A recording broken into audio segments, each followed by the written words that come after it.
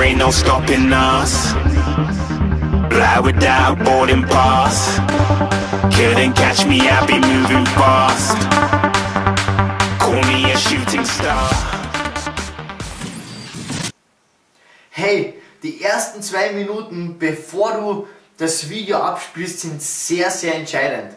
Deshalb nimm dir diese 2 Minuten, bevor du ihm das Video abspielst, Zeit und klatsche mich da einfach das Video bitte vor die Nase. Mach diesen Fehler bitte nicht. Nimm dir diese 2 Minuten und dann kannst du ihm zum Beispiel deinem Prospect, deinem Interessenten Folgendes sagen: Hey Buddy, danke, dass du dir heute die Zeit genommen hast.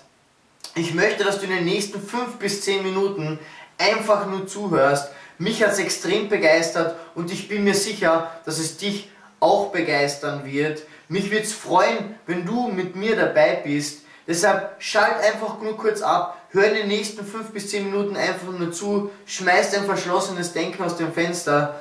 Ob es dir gefällt oder nicht, das kannst du selbst entscheiden. Mein Anliegen ist es jetzt einfach, dass du einfach mal nur kurz zuhörst. Ganz, ganz wichtig, du kannst es natürlich individuell abändern, aber nimm dir bitte unbedingt diese 2 Minuten vor dem Video und du wirst sehen, dass du Erfolg haben wirst.